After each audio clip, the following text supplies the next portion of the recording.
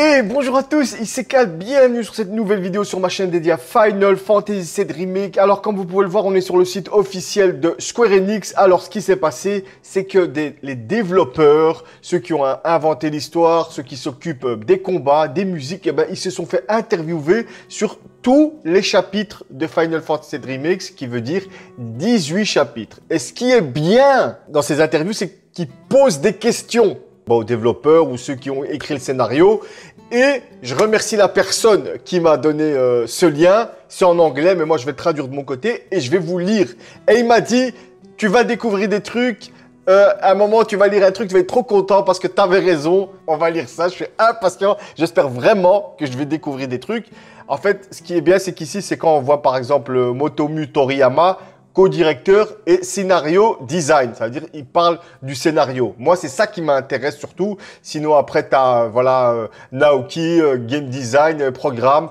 Ça m'intéresse pas. Tu as pour le gameplay, pour la musique. Nous, on est vraiment là pour l'histoire. On va commencer ici, sans perdre plus de temps. Moi, je veux des infos, je veux me hyper et c'est toujours bon à savoir des nouvelles choses. Dépêchez-nous cette page de merde. Pour vous, on est ici, hein, d'accord, Whisper Reborn. Alors, Whisper Reborn, Viridi et Croceo semblent représenter Kadaj, Loz et Yazoo de Final Fantasy VII Advent Children, luttant pour sauver leur propre avenir en faisant référence aux entrées qui apparaissent après l'utilisation de la matériel Assess sur chacun d'eux. Assess, c'est l'analyse. Est-ce vrai? Là, c'est la personne qui pose la question à Toriyama. Lui, il répond, s'il te plaît, je veux savoir des trucs. Les chuchoteurs, les serpillères, sont capables de former des monstres à partir de toutes les mémoires dans le flux du temps. Et je pense que cela inclut les personnages qui existent ou existeront dans la ligne temporelle également. Qu'est-ce que j'avais dit? Qu'est-ce que j'avais dit? Non, compte de couilles, Carl. La rivière de la vie, elle n'est pas intemporelle. Le flux de la vie, the flow of time. Qu'est-ce que je vous ai dit 1000 fois? La rivière de la vie est intemporelle. C'est pour ça que Sephiroth peut, avec sa forme fantomatique, sa forme illusion qu'on voit au début, peut revenir au départ de Final Fantasy VII. Je l'avais dit, c'est une excuse pour pouvoir remaker Final Fantasy VII parce que Sephiroth va revenir à ce moment précis et il fait ça comment? En se déplaçant dans le flux du temps, dans la rivière de la vie. Et là, on nous dit quoi? Les chuchoteurs, ça veut dire que ces trois formes, c'est clairement des fileurs, sont capables de former des monstres à partir de toutes les mémoires dans le flux du temps. Ça veut dire toute la compilation Final Fantasy. Là, on est clairement dans Advent Children. Advent Children se passe après Final Fantasy VII. Intemporel, magnifique. J'avais raison. C'est pas j'avais raison, je suis le prophète. Non, non. C'est je prouve encore une fois que leur scénario, leur façon de raconter l'histoire est logique et compréhensible de malade. Je l'ai compris, ça veut dire que dans le jeu, ça a été bien mis en scène. Si un connard comme moi l'a compris, il y en a d'autres, mais la majeure partie n'ont rien compris. Et encore une fois, je suis désolé, j'insiste parce que je me fais encore insulter pour ça. C'est ça qui est grave. Maintenant, on a la preuve. Le flux du temps dans la rivière temporelle, dans la rivière de la vie. Et je pense que cela inclut les personnages qui existent ou existeront dans la ligne temporelle également. Quand on dit la ligne temporelle, c'est, pour moi, c'est toute la compilation Final Fantasy VII. Tu parles de Crazy Score jusqu'à Dirge of Cerberus. C'est ça, la ligne du temps de Final Fantasy VII de la compilation. Et à la fin de cette ligne du temps, il y a Final Fantasy VII Remake qui revient à FF7 pour pouvoir nous faire ce remake. Ça veut dire que là, le flux du temps, ça veut dire dans la rivière de la vie, c'est clairement une arme. Elle a la capacité de pouvoir se changer en monstre de n'importe quel flux temporel. Magnifique! Ça veut dire, quand je dis dans mes vidéos que la rivière de la vie est intemporelle, on nous le prouve avec le flux du temps. Et clairement, on a compris que c'est Yazoo et les deux autres connards. Magnifique! On va continuer. Alors, Moriyama, ok. Ici, on voit, c'est pour cette image, hein, d'accord? La question, Ensuite, le groupe se voit montrer des souvenirs du futur tels qu'ils sont racontés dans Final Fantasy VII original. N'y a-t-il pas une crainte que cela ne soit pas évident pour les fans jouant au remake sans connaissance préalable du jeu Final Fantasy VII original? Ça veut dire ceux qui n'ont pas joué à Final Fantasy VII original, est-ce que ça va pas les cramer le fait de voir des scènes du passé? Personnellement, non. Si tu connais pas le jeu. Cloud et l'équipe ne comprennent pas vraiment ce qu'ils voient dans la scène où on leur montre des souvenirs de l'avenir. Ça veut dire qu'eux-mêmes ne savent pas, ne comprennent pas ce qu'ils voient. Nous, en tant que joueurs de Final Fantasy VII, on comprend ce qui se passe. Mais eux, ils n'ont pas encore fait leur aventure, ils ne comprennent pas ce qui se passe. Ils sont à la place des nouveaux joueurs. Même les nouveaux joueurs, ils se mettent « Ouh, c'est quoi cette scène? Ouh, c'est quoi cette scène ?» Donc, il n'y a pas de problème si la signification complète de ces visions n'est pas communiquée aux joueurs. C'est tout à fait normal. On va laisser ça pour les prochains épisodes, pour les prochains opus. C'est nickel, je l'avais dit. Pas besoin de connaître l'histoire de Final Fantasy VII parce que ceux qui connaissent l'histoire de Final Fantasy VII, ils se disent « Oui, putain, comment ça se fait qu'on voit des souvenirs du passé? Je suis excité. Déjà, hier, on a fait un live de fou pour les 4 ans. N'hésitez pas à aller le voir. Et là, j'ai ça défonce. Ça veut dire que même après tout le temps que le jeu est sorti, on a encore des infos et ça déchire. Ceux qui n'ont pas joué à Final Fantasy VII, quand ils voient ces scènes, pour eux, c'est des nouvelles scènes. Oui, c'est quoi ces scènes? Oui, pourquoi on voit Iris comme ça? Pourquoi on voit Cloud se battre avec Sephiroth? Ils n'ont pas l'information. Eux se posent la question, c'est quoi ça? Nous, qu'on connaît l'histoire, on se dit, oui, comment ça se fait qu'ils voient ça? Tout le monde est gagnant. On va continuer à voir s'il y a d'autres... Là, par exemple, Miyake, c'est environnement décor, je m'en fous. Battle décor. Ici, c'est quoi? Additionnel, c'est pour la musique, j'ai pas besoin. Non, moi, il me faut des infos. Cutscene director. Scénario. J'espère qu'on aura des petites infos ici avec Sephiroth et le combat contre Cloud. S'il vous plaît, des bonnes infos. Des bonnes infos. Parce que je vais aller voir dans les autres chapitres si on peut déchiffrer des choses. Je suis tout excité, ça fait plaisir. J'avais raison, yes. J'avais raison dans le sens où c'est évident, c'est bien mis en scène. Si on l'a compris, c'est que c'était bien mis en scène. Alors, merci d'avoir partagé vos souvenirs et vos réflexions sur votre travail sur Final Fantasy Remake. Là, parce qu'on est à la dernière page des interviews, il fallait attendre à chaque fois qu'un chapitre sort, ils sont à la fin. Y a-t-il quelque chose que vous aimeriez dire aux fans qui ont lu toute cette série de blogs? Chaque chapitre est un blog. Réponse, comme il est dit à la fin du jeu, le voyage inconnu va continuer. Et Cloud et ses amis vont poursuivre ce voyage pendant un certain temps encore à partir de maintenant. Les chuchoteurs ne peuvent plus agir pour maintenir la ligne temporelle prévue. On revient dans cette timeline prévue. La ligne temporelle prévue, c'est Final Fantasy VII. Et comme il dit maintenant, les chuchoteurs ne sont plus là. Enfin, les fillers, hein. J'ai trop mis l'habitude on va dire les whispers, je préfère dire les whispers. Ils sont plus là pour garder cette temporalité exacte. Ça n'empêche pas qu'on va faire Final Fantasy VII, mais comme je dis tout le temps, il y aura des nouveaux embranchements, tout simplement. Et moi, je dis oui, ça nous apporte des surprises, nous, aux nouveaux joueurs, aux anciens joueurs, parce que les nouveaux joueurs, ils s'en foutent. Eux, ils découvrent une nouvelle histoire. Ils s'en foutent, ils ne connaissent pas. Mais nous aussi. Comme ça nous permet de nous hyper, d'avoir des surprises et pas se dire « Ah ouais, on va là, Junon. Ah ouais, ça va. » Non, là, à tout moment, il y a une petite... Oui, c'est quoi ça? Oui. Sinon, il n'y a pas d'enjeu, je suis désolé. Après, ceux qui m'insultent, ceux qui me crachent dessus. « Oh non, on voulait notre Final Fantasy VII. » Au début, j'étais compréhensif et tout. Ceux qui me cassent pas la tête avec ça, pas trop. Mais je parle vraiment à ceux qui me harcèlent, qui me cassent les couilles pour ça. Tant pis, c'est comme ça. C'est pas votre jeu, c'est pas mon jeu. Square Enix a décidé ainsi. Faut respecter le bazar en espérant qu'ils vont nous faire quelque chose de concret, de bon comme ça. Même vous, vous allez être content. C'est Final Fantasy VII. C'est votre jeu préféré à beaucoup d'entre vous. Mais soyez contents qu'il y ait une nouvelle vie, une nouvelle histoire, mais ça déchire. Votre ancien jeu, il est toujours là. Je dis tout le temps la même chose, ça me saoule. Ils peuvent agir. Donc, les fans peuvent s'attendre à voir quelques genres du futur datant l'équipe. Ça veut dire qu'on pourra voir des nouvelles choses. Alors, voilà. Maintenant, on va prendre pourquoi les chuchoteurs sont dans la chambre d'Iris. Ça déchire. Ça déchire. Je veux le voir. Je veux le voir. Je veux le voir. C'est parti. Je traduis. Je suis tout excité. Je suis tout excité.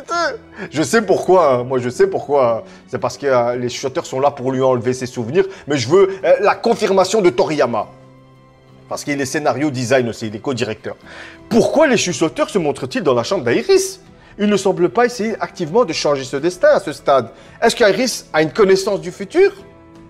Si Aerys devait parler des choses qu'elle sait et révéler la vérité à tout le monde ici, cette action en elle-même pourrait changer la ligne du temps prévue. Logique, je l'ai dit 1 million de fois. Donc, les chuchoteurs agissent pour l'empêcher de le faire et de protéger le cours des événements. Aerys connaissait peut-être le futur. Elle connaît les futurs. Elle le connaît, c'est l'autre Aerys. Mais ses souvenirs ont été volés par les chuchoteurs jusqu'à ce jour. C'est pour ça qu'elle dit dans cette scène, et là on a confirmation, encore une fois j'avais raison. Yes! Ça prouve que le jeu il est bien fait. Ça veut dire, comme elle le dit dans la scène elle-même, elle dit quoi? Elle dit, quand les fillers me touchent, j'ai l'impression de perdre une partie de moi-même.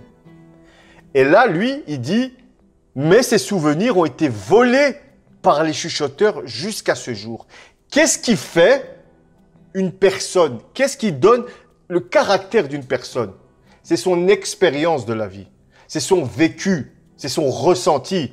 Et tout ça, ça te donne des souvenirs. Et c'est ces souvenirs qui ont forgé ton caractère, qui ont forgé ta personnalité, ta vision de la vie. Là, en faisant, mais ces souvenirs ont été volés par les chuchoteurs, ils volent les souvenirs de la Aerys de Final Fantasy VII. Et elle, petit à petit, eh ben, elle perd l'information de FF7.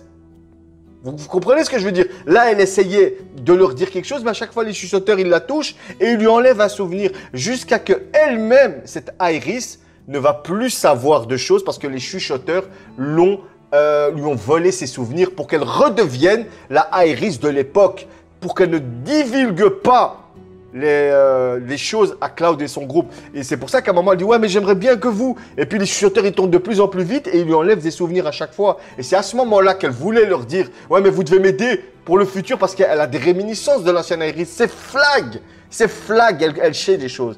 Mais une fois que… Parce qu'elle a cette peur, elle a cette peur de Final Fantasy VII quand ils étaient au Canyon Cosmos et qu'Aerys, elle leur demande « Ouais, j'ai quelque chose à vous demander. » Et quand ils étaient autour du feu, mais elle ne leur a rien dit. Et c'est à ce moment-là, elle a décidé de partir seule dans le temple des anciens, dans la forêt endormie. Mais là, elle leur dit, j'ai envie de vous demander quelque chose. Elle s'arrête parce que les chuchoteurs tournent, parce qu'elle va leur révéler quelque chose. Et c'est à ce moment-là que Tifa la prend et la sort de ce tourbillon de chuchoteurs en lui disant, ne t'inquiète pas, on est là pour t'aider. On va t'aider. Peu importe. Et c'est là qu'elle se calme. Et c'est là qu'elle comprend qu'elle n'a pas besoin de leur dire des choses. Et c'est pour ça qu'à ce moment-là, les chuchoteurs, ils ont senti ça chez Aerys et ils partent, tout simplement. Encore une confirmation de ce que j'avais dit, tellement que c'est bien écrit. Il n'y a pas besoin de devenir fou, il n'y a pas besoin d'inventer des conneries. C'est tellement bien expliqué dans le jeu. Aerys connaissait peut-être le futur. Ils ne vont pas te cramer l'histoire. Ils ne vont pas dire « Ah ouais, mais Aerys, elle connaît le futur !» Tu vois ce que je veux dire? Mais là, tout au long de Final Fantasy VII, Remake, les chuchoteurs lui ont enlevé des souvenirs de cette ancienne Aerys. Parce que sinon, elle va nous cramer l'histoire. Mais sûrement que dans Rebirth, elle a peut-être encore des réminiscences, elle a encore des petits souvenirs, des petits ressentis de l'ancienne Aerys, mais des choses qui vont nous donner quelques petites pistes de réflexion pour nous donner des mystères. Ça déchire, ça déchire. Après 2 ans et demi, on a toujours des nouvelles infos. Alors, question, est-il important de montrer Barrett mourant puis sauvé par le chuchoteur pour prouver que les chuchoteurs ne sont ni pour contrer la partie, mais qu'ils essayent simplement de corriger le cours du destin? C'est tout à fait ça. Réponse de Toriyama, nous avons montré la situation difficile de Barrett comme une représentation de la façon dont la survie ou non d'une seule personne peut changer la ligne du temps, que les chuchoteurs essayent de protéger. Cependant, Barrett est plutôt coriace. Il aurait pu s'en sortir tout seul, même si les chuchoteurs n'avaient pas agi pour le protéger. Comme encore il dit, il est plutôt coriace, il aurait pu, c'est pas confirmé, mais les chuchoteurs, pour ne pas prendre de risques, ils doivent sauver Barrett pour qu'il puisse continuer son aventure dans Final Fantasy VII Remake. Mais on en revient, c'est Confirmation qu'à ce moment-là, Barrett ne devait pas mourir. Il allait, comme il dit Toriyama, il aurait peut-être survécu. On ne sait pas, il a dit peut-être, il aurait pu survécu. Ça, c'est pour laisser un flou. Mais clairement, les chuchoteurs, ils ont vu ça, ils ont dit on va le sauver parce qu'il ne doit pas crever. Voilà, on va finir par ça. Voilà, on va finir par ça. Copier. Coller. Par le petit clin d'œil. C'est bêtement un clin d'œil. Hein. Et si vous voulez, dites-moi dans les commentaires si vous voulez que je continue. Sur la photo, sur l'une des photos, nous pouvons clairement voir une version adulte de Shinra de Final Fantasy X-2. Pouvez-vous nous dire pourquoi il est là? Nous avons fait cela pour que les joueurs puissent profiter de la spéculation. Mais il pourrait simplement s'agir d'une photo commémorative d'un des employés de la société se déguisant en lui. Attention les gens, il dit, il pourrait simplement, en disant simplement, on se dit ah c'est un bête truc. Non, non, non, non, non, il donne une réponse. Pour moi, dans cette phrase, il donne une réponse. Il pourrait simplement s'agir d'une photo commémorative de l'un des employés de la Shinra se déguisant en lui. Ça veut dire s'il se déguise en lui, ça veut dire que Shinra de Final Fantasy X-2 a existé. Comment il peut se déguiser en Shinra si Shinra n'est pas connu de Final Fantasy X-2? Comme il avait dit Nojima, c'est Shinra nous avait parlé de cette technologie. Rin va faire un vaisseau. Il va créer un vaisseau pour partir de Spira. Et là, de génération en génération, ben, il y a la famille peut-être de Shinra. Je crois que Shinra, il part avec eux, je ne suis pas sûr. Et petit à petit, des années, même des générations vont se succéder. Et ce gars, il se déguise en Shinra par rapport à la reconnaissance, vu que c'est lui qui a sorti cette idée dans Final Fantasy II de pouvoir pomper l'énergie de la Terre. De toute façon, c'est dit, il pourrait simplement s'agir d'une photo commémorative d'un des employés de la société se déguisant en lui. Rien qu'en disant ça, il dit que c'est vrai, tout simplement. Voilà, franchement, c'est intéressant. Et dans une prochaine vidéo, si vous êtes d'accord, hein, là on était au chapitre 15, on diminuera jusqu'au chapitre 1 pour découvrir des trucs. Mais voilà, c'est génial. Ils ont attendu carrément la fin du jeu, presque Rebirth dans un an il sort pour nous donner des interviews comme ça, chapitre par chapitre. Mais ça déchire. Moi, je dis oui. Et si je vois que cette vidéo marche bien, ben, je ferai la suite. Ça va dépendre de vos pouces bleus, de l'engouement, de vos commentaires et tout simplement, ça déchire. Mais au moins, j'ai confirmation. Moi, c'est tout ce que je veux. J'ai confirmation que la rivière de la vie, elle est omnipotente dans le temps. Elle fait ce qu'elle veut, elle est intemporelle. Ça veut dire que, comme ils ont dit, ils peuvent créer des monstres, reproduire des monstres du passé, du présent et même du futur. Ça veut dire que tout ça est intemporel. Merci. Et à Iris, on a eu confirmation que les chuchoteurs lui enlèvent bien ses souvenirs à la fin, qui lui enlèvent ses souvenirs, qui enlèvent l'expérience, la personnalité de la Iris de Final Fantasy VII qui a vécu des choses. La Iris de Final Fantasy VII n'est pas celle de Final Fantasy VII Remake. Pourquoi? Parce qu'elle a une expérience différente. Elle a vécu plus de choses que cette Iris. Et voilà. Voilà. Magnifique. On va s'arrêter là. C'était une petite vidéo sympathique. Je ne sais même pas quel titre je vais lui donner. Moi, franchement, je suis trop content. Je suis vraiment trop content. Maintenant, les gars, je veux plus vous entendre. Je veux plus vous entendre sur ce truc de flux du temps. Je veux plus vous entendre. C'était Cal et je vous dis à une prochaine fois pour une autre vidéo sur ma chaîne sur Final Fantasy VII Remake. Ciao.